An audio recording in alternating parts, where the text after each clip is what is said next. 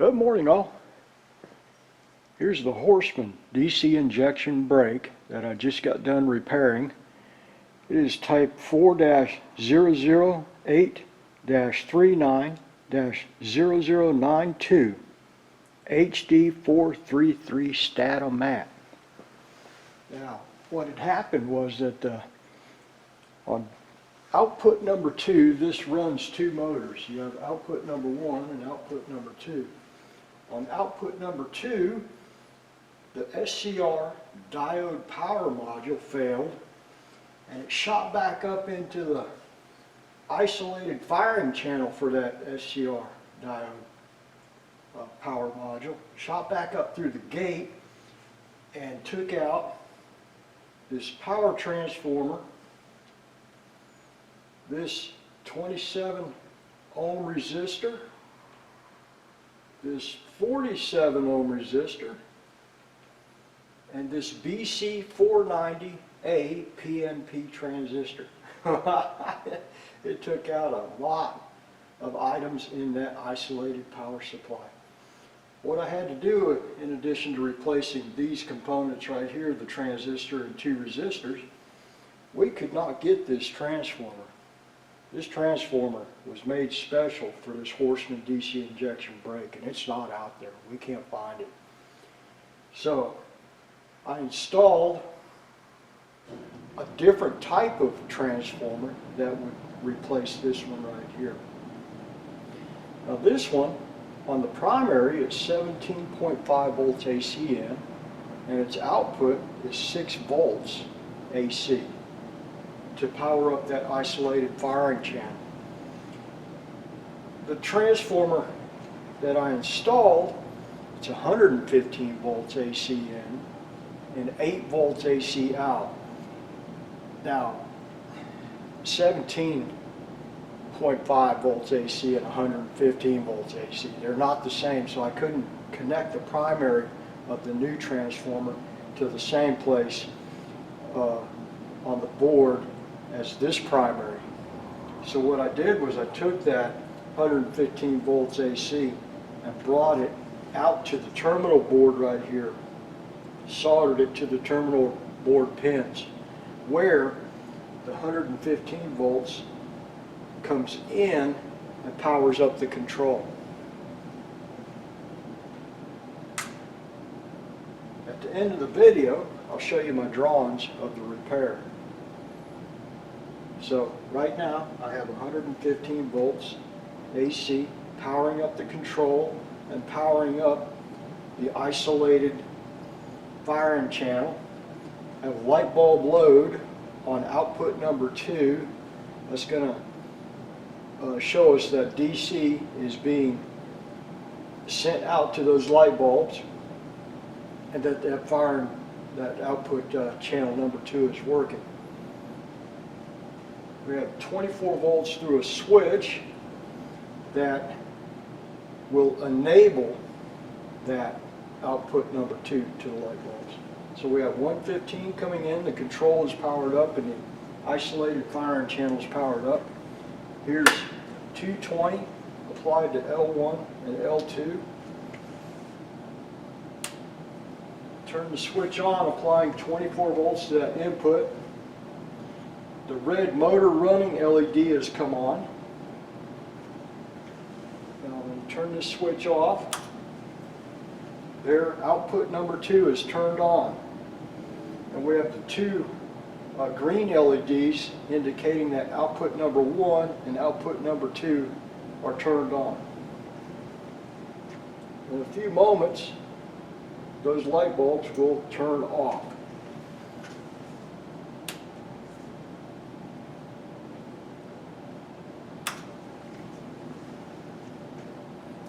DC would be applied to the motor right now.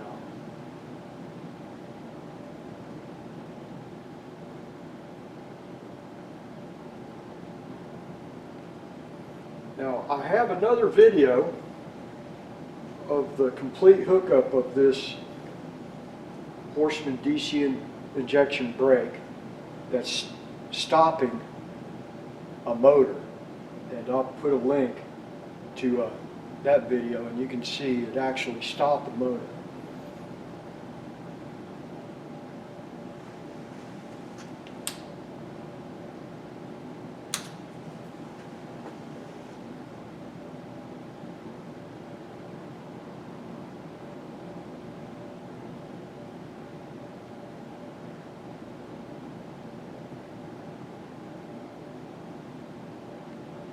There we go. Let's get the camera closer, and y'all can see that transformer I put in there. 220 is turned off. 115 is turned off. The Horstmann DC injection brake is powered down. Let's get closer so you can see the repair. Here's the new transformer.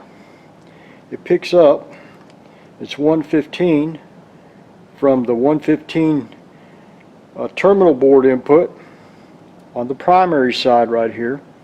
Here's the secondary side, and it goes over to the isolated firing channel to power up that isolated firing channel right there. It runs into a bridge rectifier. You can't see it, it's on the other side of this resistor right here. Here I have two 56 ohm 5 watt resistors in parallel, and they replace this 27 ohm resistor right here. I couldn't find that resistor, so I made a 27 ohm resistor from two parallel 56 ohm resistors. Over here is the 47 ohm resistor that I replaced. That replaces this one right here. It opened up, and right here is the BC490A that replaces this one here that's shorted out. I'll take some clear pictures of this circuit over here and put them up at the end of the video. The transformer sat here on the other side. You wouldn't be able to see it. It sat on the other side of the board right here. Well, it works now. Over here is the new SCR diode power module. Here's the gate that comes up into the isolated firing channel. That was a fun repair. You see the plate right here? I had to drill holes to move this over. It used to be centered. I drilled holes in the plastic and moved this over so that I could mount the new transformer on this housing right here. And I drilled holes for the wire tie, the zip tie to hold the transformer down. Used hot glue to cover up the exposed pins so that they would not short against anything. That was a lot of fun. Took a little bit of time to work that in, but it's good now. We got a good DC out of output number 2. Let's get the scope and we'll look at the output waveform when it's putting DC out.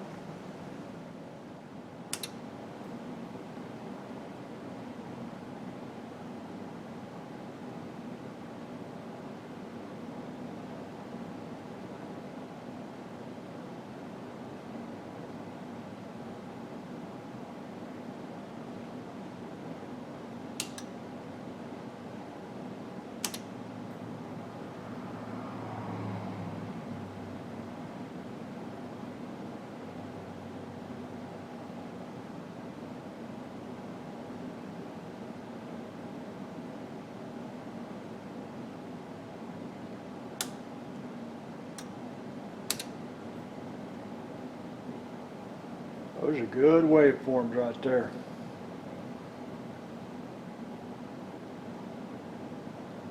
The power out is set by potentiometers on the control board. Nice. Let's put it back together.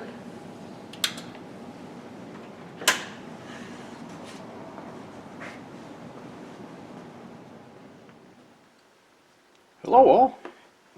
Here's a schematic diagram of the transformer that I replaced. The transformer failed. Now the primary side of that transformer was 17.5 volts AC, and the secondary of the transformer here was 6 volts AC. This input to this transformer came from the output of the transformer on the control board. This bridge rectifier converts the AC to DC that supplies the voltage for that isolated firing channel.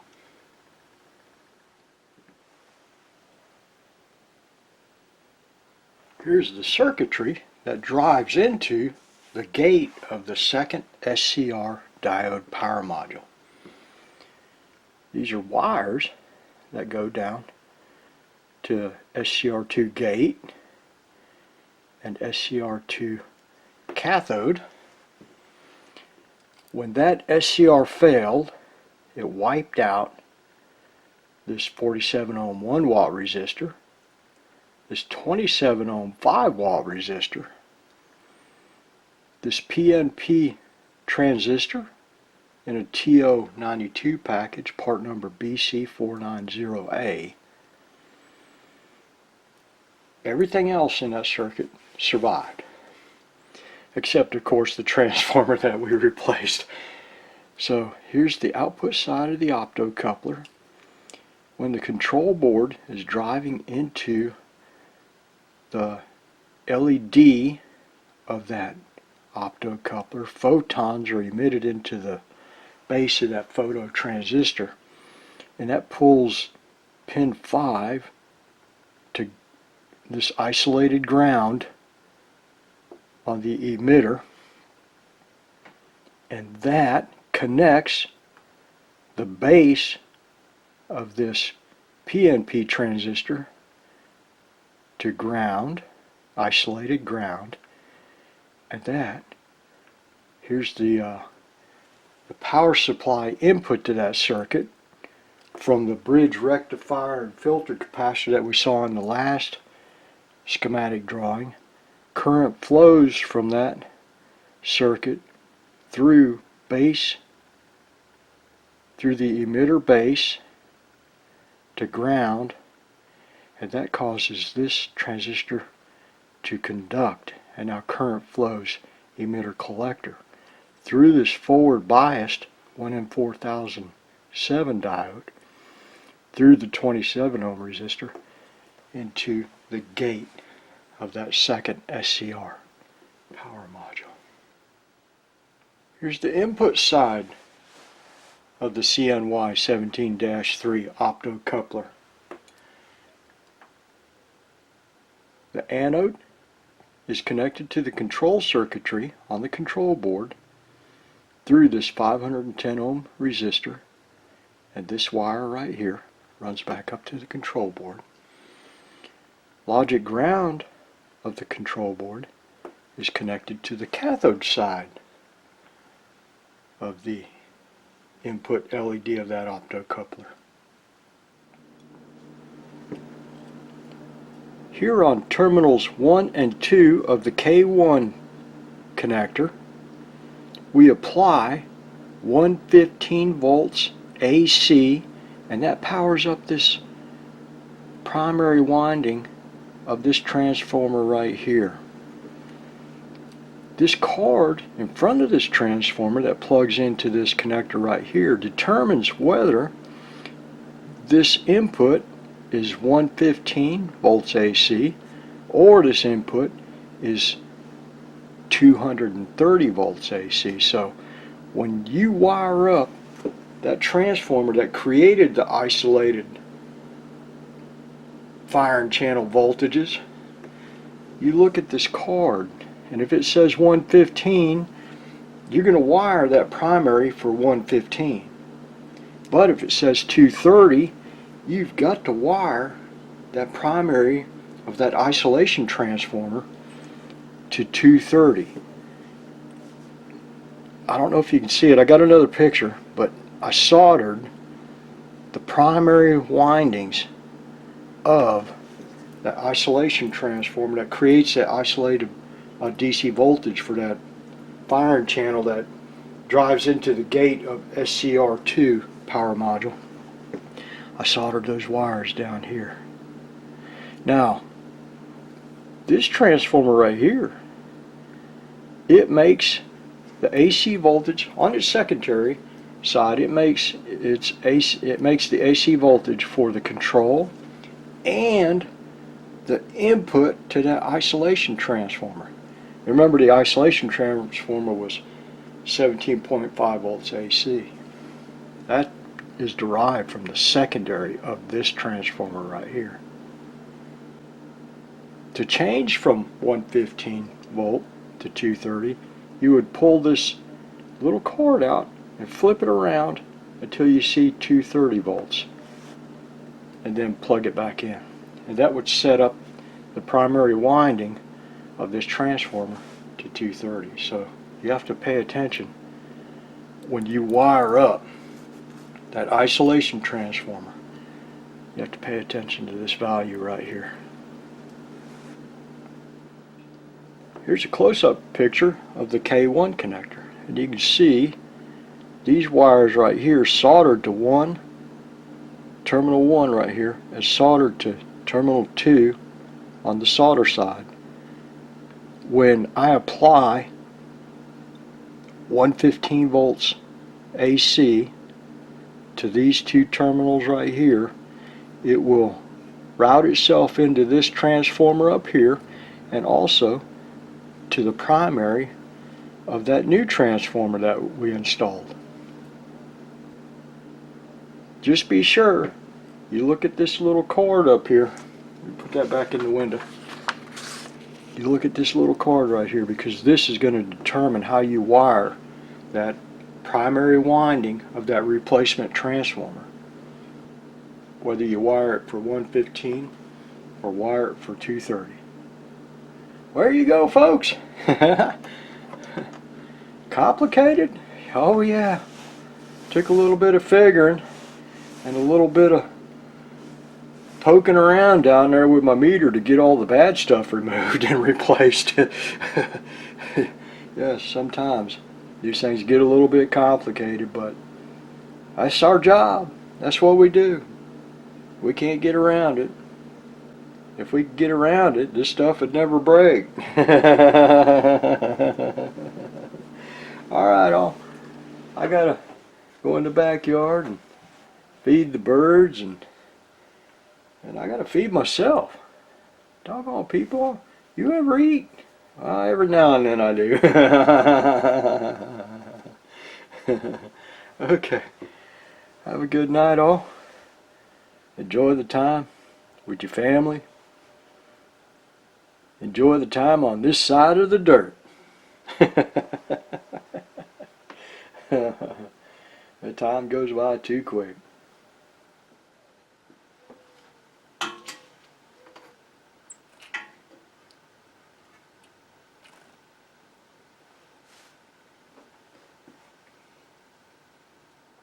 Now where's my mind? I forgot to talk about the SCR diode power module. Now, when the Horstmann DC injection brake came into the shop, it had this part number right here, CTDA116GK16, made by D Corp. And we couldn't find that part. So I spec'd it out to this replacement right here made by Infineon. Part number TD92N16KOF-A. I don't know if that's an OF or a 0F. Could be both. If you cannot get this original part made by D Corp, go with the TD92N16K0F-A made by Infineon. I think UPEC might make them too, but we got ours from Infineon. There we go. Now we are complete. Okay. Okay. All right. Good night, all.